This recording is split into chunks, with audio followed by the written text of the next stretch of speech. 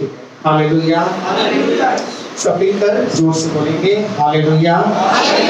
और आइए, अभी हमारे पास समय है कि थोड़े समय के लिए हम परमेश्वर की वाणी की तरफ जाएंगे और उसके वचन में से हम लोग कुछ बातें हैं जिनको हम लोग पढ़ेंगे। और आज के ध्यान के लिए, आज के वचन के लिए मैं चाहूँगा कि दूसरा सैमुएल की पुस्तक बाइबल में से हम लोग निकालेंगे, ठीक है।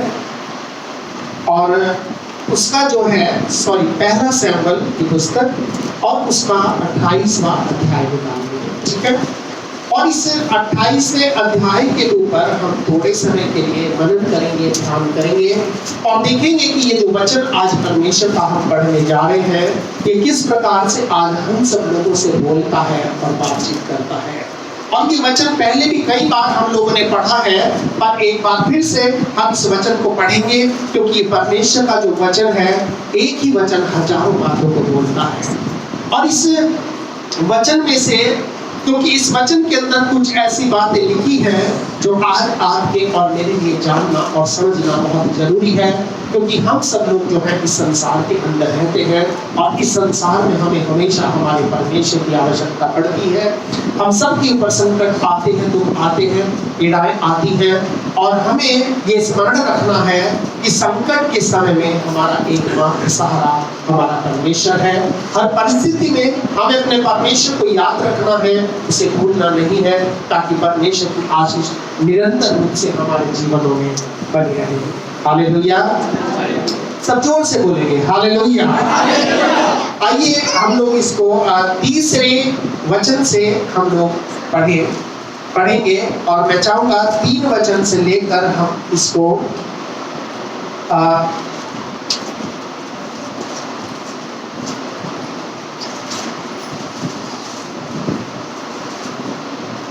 17 वचन तक हम इसको पढ़ेंगे, ठीक है।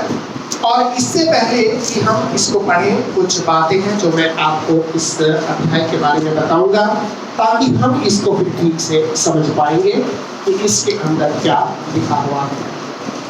बाइबल का इतिहास इस बात का गवाह है और इस बात को वो बताता है कि परमेश्वर हमेशा अपने लोगों को, इस्राएलियों को आशीष दिया करता था।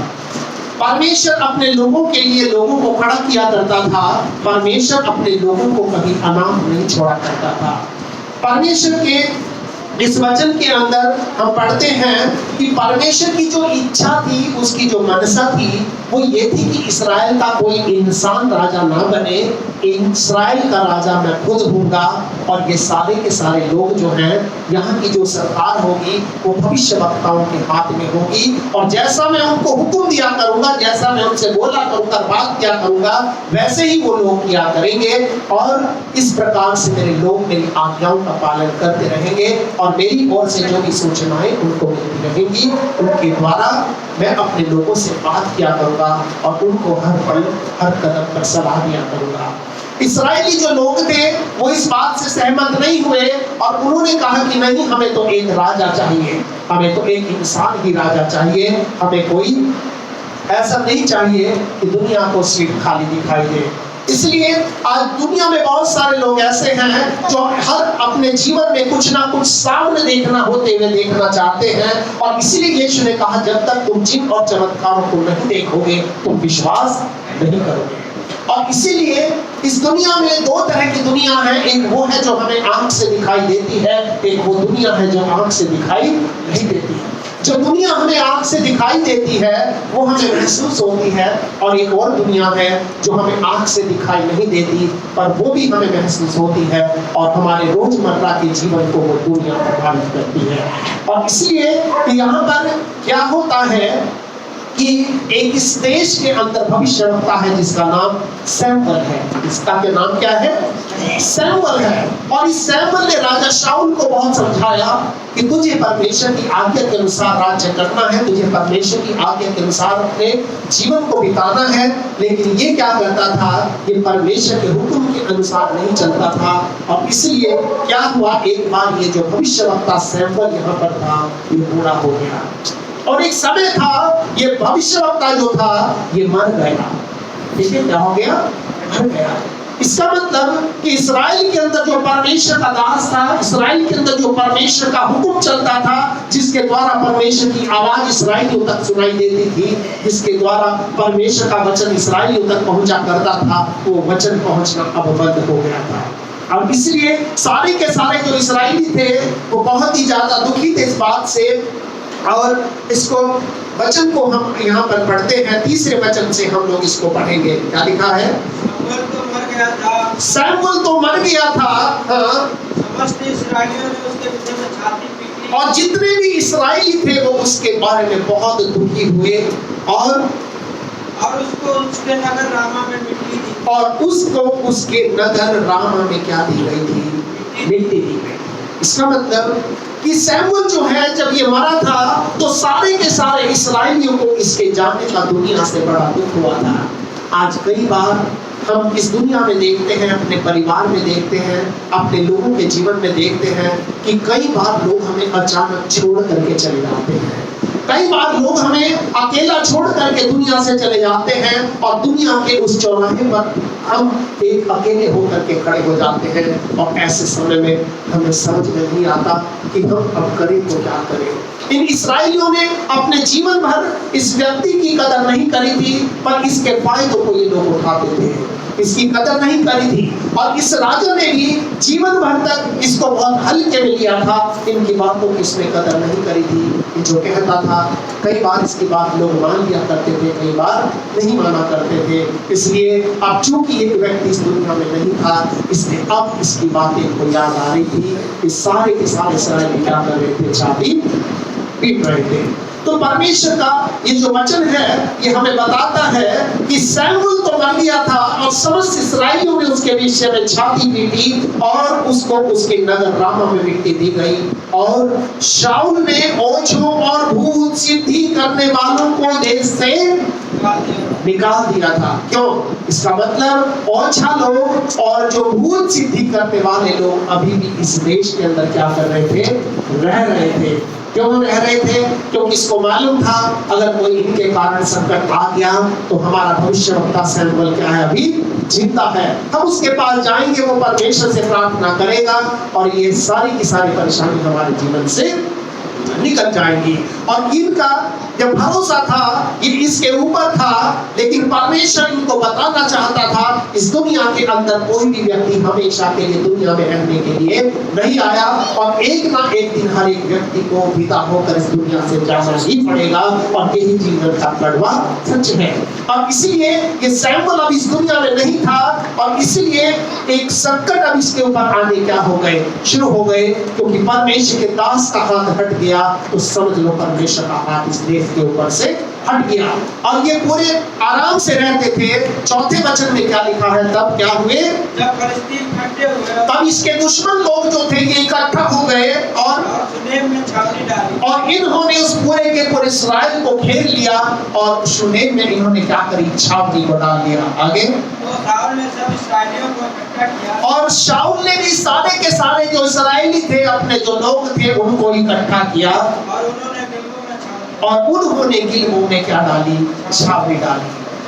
फिलिस्तियों में और इस्राएलियों में बहुत बड़ा अंतर था, क्योंकि इस्राएली लोग लड़ाई झगड़ालू लोग नहीं थे। इस्राएल के लोग लड़ाई झगड़ा करने वाले लोग नहीं थे। इस्राएली लोग किसान लोग थे, मेहनती लोग थे, मजदूर लोग थे, और ये लोग मेहनत मजदूरी करते थे, परमेश्वर पर भरोसा रखते थे। इनका मानना था कि परमेश्वर हमारी ओर से लड़ेगा। इसलिए इस्राएली लोग जो है ये बहुत लड़ाका लोग नहीं थे, पर फिलिस्तीन लोग जो थे ये बहुत लड़ाका लोग थे, और बहुत ही खूंखार लोग हुआ करते थे। और इन्होंने क्या किया? इस्राएल के लोगों को घेर लिया। तब आगे क्या लिखा है? फिलिस्तियों की सेना को देखकर शाऊल डर गया, फिलिस्तियों की सेना को देखकर शाऊल क्या हो गया? डर गया, ये घबरा गया। आगे और उसका मन अत्यंत भयभीत हो कांप उठा, और उसका मन अत्यंत भयभीत होकर के क्या उठा? कांप उठा। यानी कि इसको मालूम था मेरे जो लोग हैं ये स्तुति आराधना करने वाले लोग हैं, मेरे लोग जो है घुटनों पर परमेश्वर से प्रार्थना करने वाले लोग हैं। चूंकि ये शाऊल परमेश्वर के ऊपर विश्वास कम करता था, वो अपने लोगों के अपनी सेना पर ज्यादा विश्वास करता था, इसलिए उसको लगा कि शायद अब इस्राएली लोग जो हैं अब ये हार जाएंगे, मेरा देश मेरे हाथ से छीन जाएगा। अब ये क्या हो गया, परेशान हो गया। अब इसको उस परमेश्वर के दास की याद आ रही थी कि जिस समय उसका हाथ इस्राएल के ऊपर रहता था और कोई भी शत्रु जो है इस इस्राएल की तरफ आंख उठाने की हिम्मत नहीं करता था। अब क्या हुआ कि इस व्यक्ति का मन अंदर से क्या हो गया, घबरा गया और इसका हृदय वचन कहता है इतनी बुरी तरह से ये शत्रु को देख करके डर गया कि अब इसको लगा कि अब क्या होगा। फिर आगे क्या लिखा है, जब शाऊल ने यहोवा से पूछा, जब शाऊल ने परमेश्वर से पूछा तब यहोवा ने तो सपने के द्वारा उसे उत्तर दिया, तो ना तो यहोवा ने सपने के द्वारा उसे उत्तर दिया और ना उरीम के द्वारा और ना भविष्यवक्ताओं के द्वारा। यानी कि शाऊल सबसे पहले परमेश्वर के पास गया, लेकिन चूंकि इसने परमेश्वर की आज्ञा को नहीं माना था, इसने परमेश्वर के दास की इज्जत को नहीं किया था। अब एक ऐसा समय आ पहुंचा था, ये व्यक्ति जो है अब परेशान हो गया था। अब ये किसको पुकारेगा, अब ये किसकी बात को सुनेगा और किस प्रकार से ये अपने जीवन में आगे बढ़ेगा, क्योंकि मुसीबत इसके सामने खड़ी थी, शत्रु इसके सामने खड़ा था। इसको इस समय में क्या हुआ, हाँ थोड़ा और आगे पढ़ेंगे। शाऊल ने अपने कर्मचारियों से कहा, तब शाऊल ने अपने कर्मचारियों से कहा कि मेरे लिए किसी भूत सिद्ध करने वाली को ढूंढो कि मैं उसके पास जाकर के उससे क्या करूं, पूछूं। आज दुनिया में जब लोगों के पास संकट आता है, पीड़ा आती है, परेशानी आती है, कष्ट आता है, तो लोग जो है ऐसे लोगों को ढूंढने के लिए घर से चल पड़ते हैं। बहुत सारे लोग दुनिया में ऐसे होते हैं जो इस तरह का काम करते हैं। और मैं आपको बताऊं कि खास तौर से गांवों के अंदर, हर शहर के अंदर, हर कस्बों के अंदर किसी ना किसी मोहल्ले में एक महिला डॉन होती है। महिला डॉन पहले बताया था ना, महिला डॉन होती है, बॉस होती है। या तो उसके सिर देवी आती होगी या उसके सिर कोई ऐसी चीज आती होगी और पूरा का पूरा मोहल्ला जो है उस पर बड़ा विश्वास करता है, उससे डरता है, उसकी बातों को मानता है और उसके घर वाले भी उसके आगे झुकते हैं, इसलिए वो किसी से डरती नहीं है। और ऐसी महिलाओं को आज हम देखते हैं कि ऐसे लोगों की तलाश में जो है आज के लोग घूमते हैं, क्योंकि लोग आज परमेश्वर के पास आना नहीं चाहते और अपने लिए ऐसा कोई शॉर्टकट रास्ता ढूंढना चाहते हैं कि जब मुसीबत आए, चोरी हो जाए, पूछने चले जाएंगे हमारे पैसे किसने चोरी किए। ठीक है, जब मैं गढ़वाल में था तो वहां पर हमारे जो चर्च था उसके ऊपर एक पहाड़ी थी, तो वहां पर एक लेडी रहती थी और उसके पास भी भीड़ लगा करके लोग आते थे। लेकिन परमेश्वर का मैं धन्यवाद करता हूँ कि उस औरत के जीवन को प्रभु ने बदला। वो औरत चर्च में आई, उसने अपना वो सारे काम को छोड़ा, प्रभु को उसने अपना जीवन दिया और जो लोग भीड़ लगाकर वहां जाते थे फिर वो लोग भीड़ लगाकर चर्च में आने लगे। हालेलुया। क्योंकि परमेश्वर ऐसे लोगों को ढूंढता है। और चूंकि ये व्यक्ति, ये स्त्री कौन थी, ये भूत सिद्ध करने वाली कोई स्त्री थी और इसने कहा अपने कर्मचारियों से कि भाई एक काम करो, तुम मेरे लिए किसी भूत सिद्ध करने वाली को ढूंढो, क्योंकि अब ये मुसीबत में था। इसने कहा कि मेरा पिछला जीवन धर्म में नहीं था, मैं परमेश्वर के साथ मैंने जीवन को नहीं बिताया, परमेश्वर के नाम को कभी मैंने नहीं लिया, उससे मैंने कभी प्रार्थना नहीं किया, ना ही मेरे पास इतना समय था।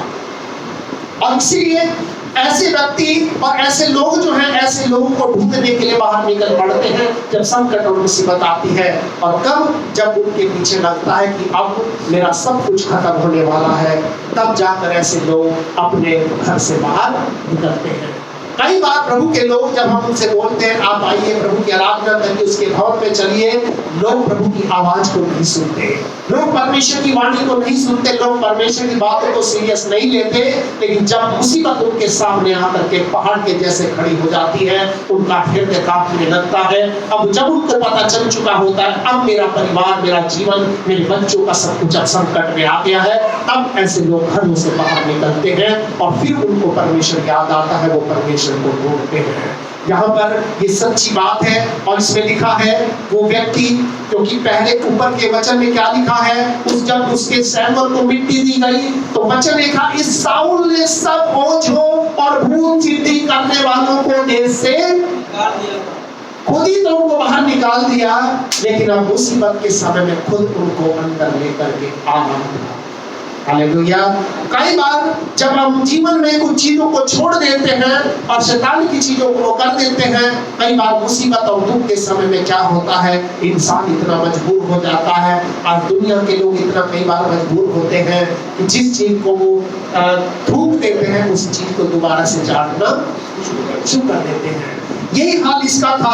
और आगे क्या लिखा है, कर्मचारियों ने उससे कहा, उसके कर्मचारियों ने उससे कहा, इंदौर में एक भूत सिद्धि करने वाली रहती है कि भैया इंदौर में एक भूत सिद्धि करने वाली रहती है। इनको हुक्म क्या मिला था कर्मचारियों को कि सबको बाहर निकाल दो, लेकिन इसका मतलब इसके कर्मचारी भी ऐसे थे जो इस भूत सिद्धि करने वालियों के पास जाया, क्योंकि इसको सारी इंफॉर्मेशन थी। कहां से थी? वचन में लिखा है इसका हुक्म था कि सबको देश से क्या करो, निकाल दो, लेकिन एक दो चार को छोड़ दिया था जो अच्छे थे, जिनके लगा भाई उनके बिना काम नहीं चलेगा। और लिखा है कि उसने कर्मचारियों ने कहा कि इंदौर में एक भूत सिद्धि करने वाली।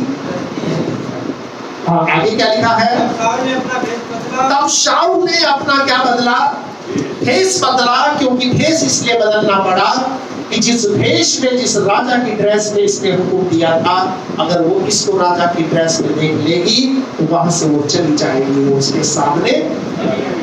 इसलिए इसने अपना भेष बदला, अपने राजा के वस्त्र को उतार कर इसने उसी कर्मचारी के, किसी परिवार का भेष बदला हो या एक आम आदमी के कपड़े इसने पहने हो। आगे,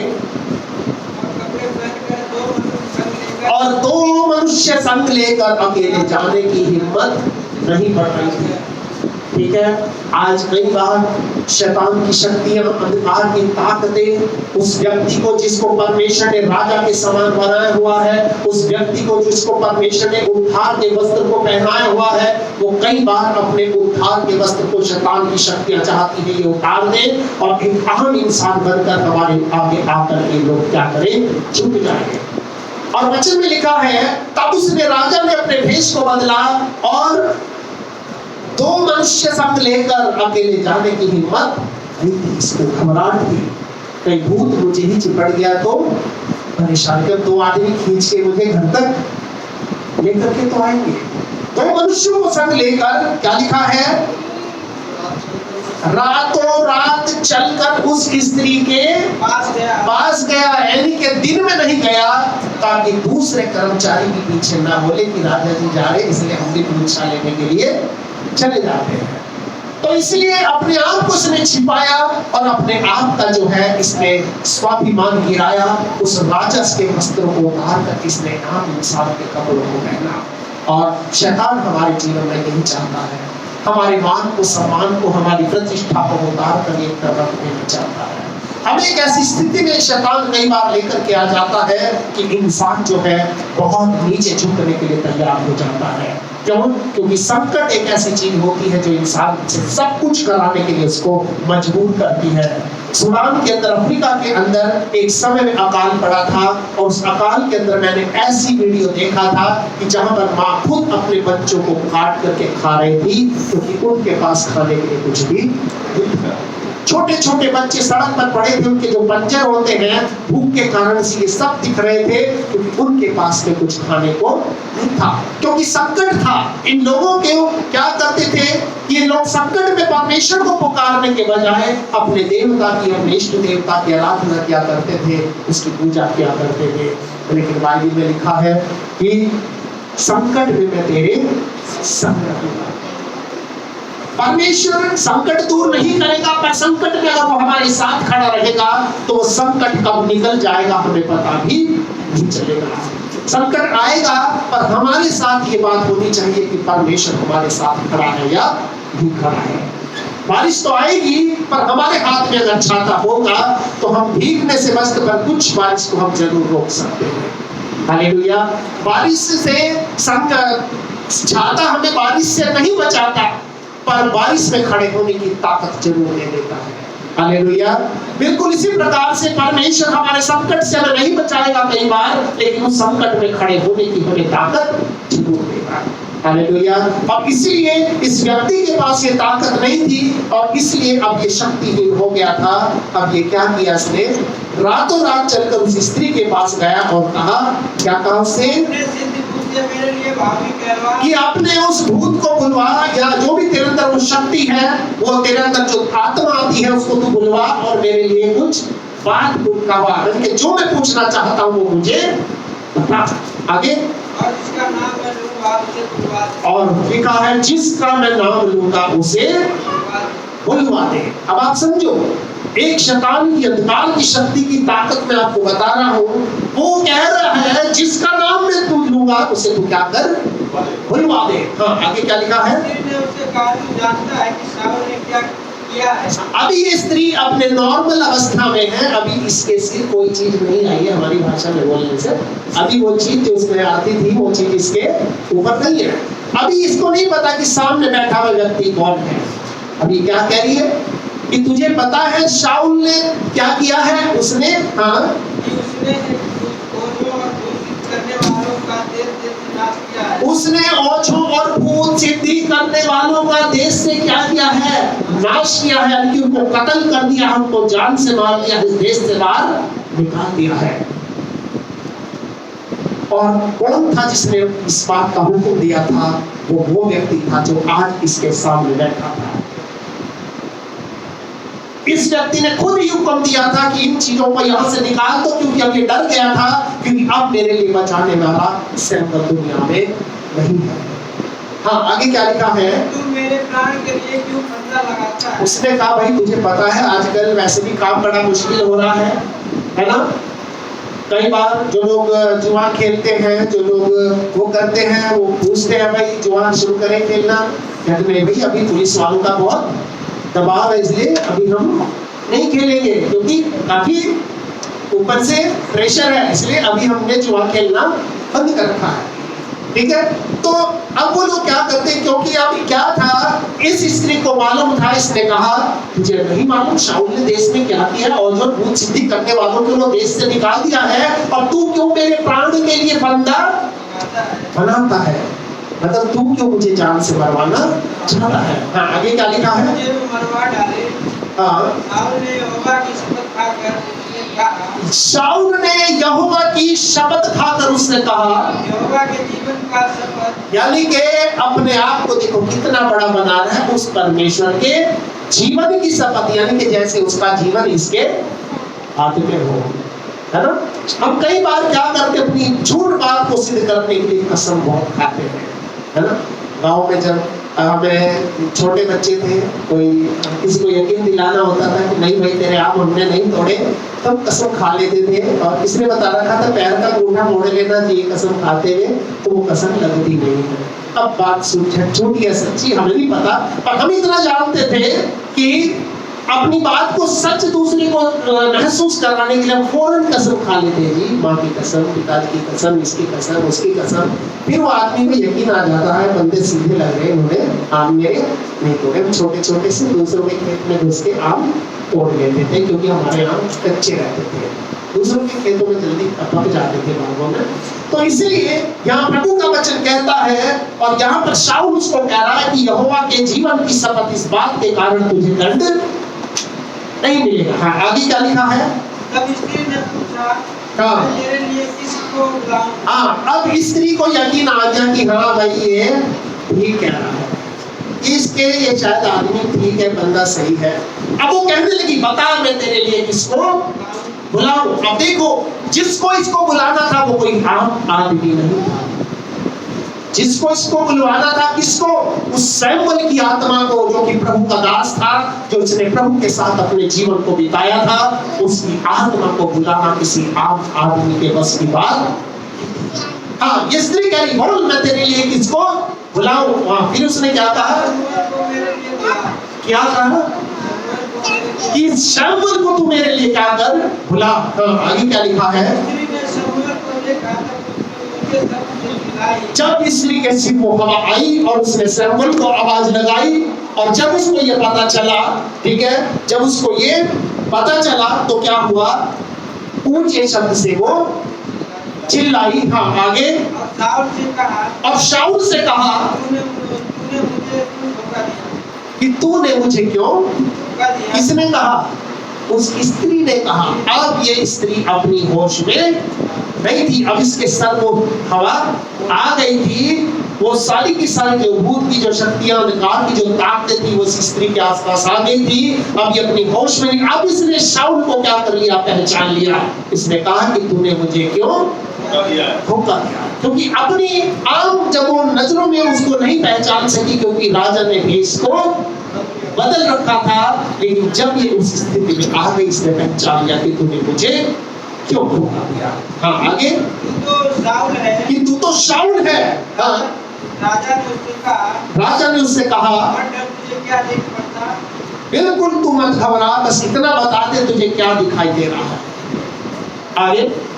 स्त्री ने शाऊल से कहा, स्त्री ने शाऊल से कहा, मुझे एक देवता पृथ्वी में से चढ़ता मुझे एक देवता पृथ्वी में से चढ़ता हुआ हुआ दिखाई पड़ता है। और उसने फिर क्या कहा, उसने उससे पूछा, उसका कैसा रूप है? उसने कहा तू एक काम कर, मुझे ये बता वो कैसा दिखने में लगता है, ताकि मुझे पक्का पता चल जाए ये सैमुअल या किसी और को बुला लिया तुमने।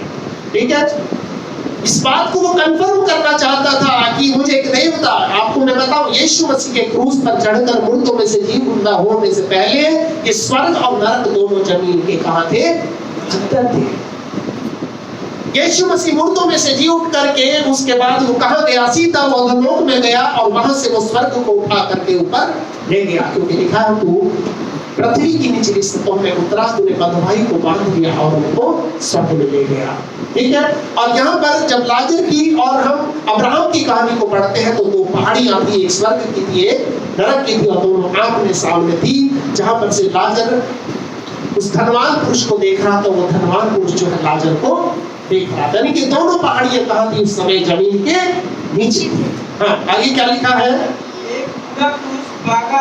एक बूढ़ा पुरुष बागा ओढ़े हुए, बागा समझते हो, एक ऐसा सर पर जो है कपड़ा ओढ़े हुए पृथ्वी में से चढ़ा आता है। फिर तब शाऊल को कन्फर्म हो गया कि ये व्यक्ति जिसको उसने बुलाया है वो सैमुअल ही है।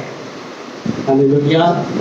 एक ऐसे व्यक्ति जो प्रभु की आत्मा से दूर है, ऐसे लोग जो परमेश्वर के प्रेम से बहुत अलग हैं, ऐसे लोगों की आप सामर्थ को यहाँ पर देख सकते हो कि वो किसको बुलाने की ताकत रखता है, उस सैमुअल को बुलाने की ताकत रखता है जो परमेश्वर का भविष्यवक्ता था। आगे क्या लिखा है, और उसको औंधे मुंह गिर करके दंडवत किया। किसने, शाऊल ने। जीते जी इसकी कभी कदर नहीं करी, लेकिन जब मर करके इसकी आत्मा वहां पर उठते उसको क्या किया, दंडवत किया। आगे क्या लिखा है, सैमुअल ने शाऊल से पूछा, तूने मुझे जमीन पर ऊपर बुलवा करके क्यों सताया है। इसका मतलब जो तूने आज इस स्त्री के द्वारा मेरी आत्मा को जमीन से बुलवाया है वो तूने मेरे लिए अच्छा नहीं किया, तूने मुझे क्यों सताया है। आगे क्या लिखा है, शाऊल ने कहा मैं बड़े संकट में पड़ा हूँ। शाऊल ने कहा मैं बहुत बड़े संकट में पड़ा हूँ, क्योंकि फलिस्ती मेरे साथ लड़ रहे हैं। क्योंकि जब तक तू दुनिया में था, जब तक तू जीवित था, सिर्फ बैठा रहता था, किसी की हिम्मत नहीं थी इस्राएल की तरफ आंख उठा करके देख ले। लेकिन जब तेरा हाथ हमसे अलग हो गया तो समझो परमेश्वर का साथ हमसे अलग हो गया। हालेलुया। आगे क्या लिखा है, और परमेश्वर ने मुझे छोड़ दिया। और वो कहने लगा कि मेरे साथ संकट है, फलिस्ती मेरे से लड़ने के लिए तैयार खड़े हैं, और दूसरी बात यह है कि परमेश्वर ने मुझे छोड़ दिया। हालेलुया।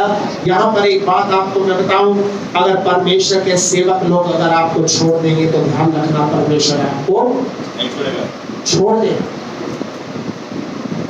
परमेश्वर आपको छोड़ देगा। क्यों? क्योंकि तूने उसकी कदर नहीं किया। अगर तू जीवन भर उसकी कदर करता, जब तक वो तेरे साथ था उसकी बातों को तू मानता, परमेश्वर के साथ तू बना रहता, तो आज ना तो तेरे ऊपर संकट आता, ना ये परिस्थिति लोग आज तुझे घेर करके खड़े हो जाते, और ना ही परमेश्वर तेरे से दूर चला जाता। क्योंकि परमेश्वर अगर दूर चला जाएगा तो शैतान करीब आ जाएगा, और जब शैतान करीब आ जाएगा तो मनुष्य संकट में पड़ जाएगा। हालेलुया। तो यहाँ पर लिखा है कि हाँ आगे पढ़ेंगे, और अब मुझे ना तो भविष्यवक्ताओं के द्वारा उत्तर देता है, और ना तो परमेश्वर मेरे से बात करता है, ना अपने दास लोगों के द्वारा मेरे से बात करता है, और ना ही मुझे सपने में वो कोई बात बताता है। आगे, और इसीलिए तो मैंने तुझे बुलाया है, क्योंकि अब परमेश्वर तो मेरे से नाराज हो गया, शत्रु मेरे सामने आकर के खड़ा हो गया, और इसीलिए अब मैंने तुझे बुलाया है कि शायद तू मेरी कुछ मदद कर पाए। ये मरी हुई आत्मा थी, ये मृत आत्मा थी। क्या कह रही आगे? हाँ, तू मुझे बता दे कि बस तू मुझे बता दे कि मैं क्या करूं, कि अब मैं क्या करूं। कई बार जब हमारे पास सब कुछ होता है तो हम उन चीजों की कदर नहीं करते, लेकिन जब वो चीज हमसे छूट करके दूर चली जाती है उसके बाद हमें उन चीजों की एहसास होता है। कई बार हम लोगों की कदर नहीं करते, कई बार हम बहुत सारी चीजें हमारे घर में, मकान में, सामान में, दुकान में होती हैं जिनकी हम कदर नहीं करते, लेकिन जब उनकी कमी का हमें एहसास होता है तब हम सोचते हैं प्रभु अब हम क्या करें, क्योंकि उस समय हमारे पास कोई चारा नहीं होता, हमारे पास कोई विकल्प नहीं होता। और यहाँ पर प्रभु का वचन ऐसा बताता है। हाँ आगे क्या लिखा है? सैमुअल ने कहा, क्या उसने जवाब दिया? जब यहोवा तुझे छोड़कर तेरा शत्रु बन, जब वो परमेश्वर ही छोड़कर तुझे तेरा शत्रु बन गया, तब तू मुझसे क्यों पूछता है? यानी कि अगर परमेश्वर तेरे खिलाफ खड़ा हो गया तो तेरे साथ दुनिया में ना तो जीती हुई आत्मा, ना मरी हुई आत्मा कोई भी तेरा भला नहीं कर सकती। हालेलुया। इसलिए अगर परमेश्वर तेरा साथ छोड़ देगा तो दुनिया तेरा साथ छोड़ देगी, तेरे अपने लोग तेरा साथ छोड़ देंगे, और जब तेरे अपने लोग तेरा साथ छोड़ देंगे, शत्रु को मौका मिल जाएगा तुझ पर हमला करने का, शत्रु को मौका मिल जाएगा तेरे ऊपर आक्रमण करने का। इसलिए अगर परमेश्वर ही तुझे छोड़ गया तो हाँ क्या लिखा है? यहोवा ने तो जैसा मुझसे कहलाया था, परमेश्वर ने तो जैसा मुझसे कहलाया था ऐसा ही उसने व्यवहार किया, वैसा ही उसने किया है, अर्थात उसने मेरे हाथ से राज छीनकर मेरे पड़ोसी दाऊद को दे दिया। उसने तेरे हाथ से राज्य को छीन कर तेरे पड़ोसी दाऊद को क्या कर दिया है? दे दिया है। हालेलुया। तो परमेश्वर उसके हाथ से क्या करेगा? राज्य को छीन लेगा, और उसका जो पड़ोसी है दाऊद, जिसको परमेश्वर ने बचपन से चुना था, उसके हाथ में उसने क्या दे दिया? राज्य को दे दिया। इसलिए हम यहाँ पर परमेश्वर के वचन के अंदर इस बात को पढ़ते हैं कि दुनिया में ऐसे बहुत सारे समय आते हैं हमारे जीवन के अंदर, हम निराश हो जाते हैं। हम कई बार निराश, इतने परेशान, इतने ज्यादा इस हद तक हो जाते हैं, कई बार हमारा विश्वास हमारी एक चुनौती बन जाता है कि अपने विश्वास को हम छोड़े या पकड़े रखें। ऐसी परिस्थिति में हम अपने विश्वास को थाम करके रखें या इसको पकड़ करके रखें। और मैं आपको यहाँ से ये बताना चाहता हूँ, जब तक ये वचन और परमेश्वर की उपस्थिति आपके साथ है, उसे हमेशा आप अपने जीवन परिवार में बने रहने देना, क्योंकि अगर ये दो चीज आपसे दूर हो जाएंगी तो समझ लो दुनिया की सारी चीज आपसे अलग हो जाएंगी। और जिस दिन परमेश्वर का हाथ आपके जीवन से दूर हो गया, उस दिन शैतान का हाथ आपके ऊपर आ जाएगा। और जब शैतान का हाथ आपके ऊपर आ जाएगा तो उस समय कोई प्रार्थना आपके काम नहीं आएगी, उस समय कोई उपवास आपका साथ नहीं देगा, उस समय सिर्फ और सिर्फ आपका परमेश्वर की तरफ लौटना, उससे प्रार्थना करना, उससे विनती करना, उससे माफी मांगना ही काम आएगा, क्योंकि परमेश्वर का आपके साथ रहना बहुत जरूरी है। और इसीलिए तो जब यीशु का जन्म होने वाला था, उसकी माँ से स्वर्गदूत ने कहा था इसका नाम तू इम्मानुएल रखना, जिसका मतलब होता है परमेश्वर हमारे साथ। हालेलुया। परमेश्वर हमारे साथ है। और निर्गमन की पुस्तक उसके 25 अध्याय के 8 वचन में लिखा है, उसने इस्राएलियों को पहले से आज्ञा दी थी कि वो मेरे लिए एक पवित्र स्थान बनाए ताकि मैं उनके बीच में निवास करूं। वो सर्वशक्तिमान परमेश्वर आपके बीच में रहना चाहता है, आपके परिवार के अंदर रहना चाहता है, आपके घर की हर बात में वो दखल देना चाहता है, आपको अपनी मर्जी से वो चलाना चाहता है, आपके कदमों को वो देखना चाहता है, आपकी हर एक चीज को वो अपनी नजर पर रखना चाहता है। और इसलिए हम इस बात को स्मरण रखें, अपने जीवन में हम कैसी भी परिस्थिति में अपने परमेश्वर को कभी नहीं छोड़ें। बहुत लोग हमें दुनिया में बोलेंगे नहीं यहाँ पर तो ये नहीं है, हम उस वाले चर्च में चलते हैं, यहाँ पे तो कोई फायदा नहीं है, हम किसी और के पास चलते हैं। पर ध्यान रखना, परमेश्वर ने जहां पर आपको भेजा है, जिस घर में परमेश्वर ने आपको दिया है, परमेश्वर आपको उसी घर में आशीष देगा, क्योंकि वो परमेश्वर का वचन कहता है कि मैं यहोवा कभी बदलता नहीं हूँ। जो उसका परमेश्वर है वही आपका परमेश्वर है, जो आपका परमेश्वर है वही मेरा परमेश्वर है, और वही वो परमेश्वर जिसने स्वर्ग और पृथ्वी सब कुछ उसने बनाया है। और इसलिए हम इस बात को ध्यान रखें कि परमेश्वर के प्रति हम वफादार रहे, उसके वचनों के प्रति हम वफादार रहे, उसके आराधना के दिन के प्रति हम वफादार रहे, उसकी आराधना में प्रार्थना के लिए हम वफादार रहे, क्योंकि अगर हम विश्वास योग्य रहेंगे तो परमेश्वर भी हमारे लिए विश्वास योग्य रहेगा।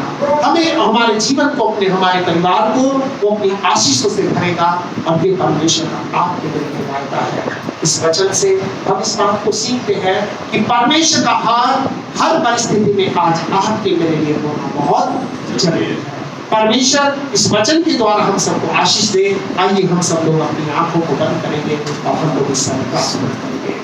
हमारे सर्वशक्तिमान प्रभु परमेश्वर, तेरे वचन के अंदर अभी हमने पढ़ा है कि किस प्रकार से प्रभु कई बार जब तेरा हाथ हमसे अलग हो जाता है, तेरा दास लोग हमें छोड़कर चले जाते हैं, तेरे लोग हमसे दूर हो जाते हैं, और ऐसे समय में प्रभु शैतान कई बार हमारे करीब आ जाता है।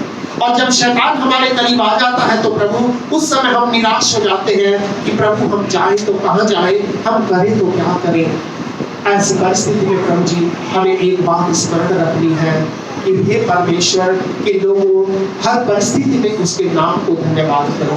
अगर हम आनंदित हैं उसके नाम को धन्यवाद करें, हम दुख में हैं तो भी उसके नाम को धन्यवाद करें, क्योंकि परमेश्वर कभी बदलता नहीं है, तो हमें भी कभी बदलना नहीं चाहिए। चाहे सुख आए चाहे दुख आए, हर एक परिस्थिति में हमें परमेश्वर के साथ बने रहना है, ताकि उसकी आशीषें और उसकी बरकतें हमेशा हमारे साथ काम करती रहे।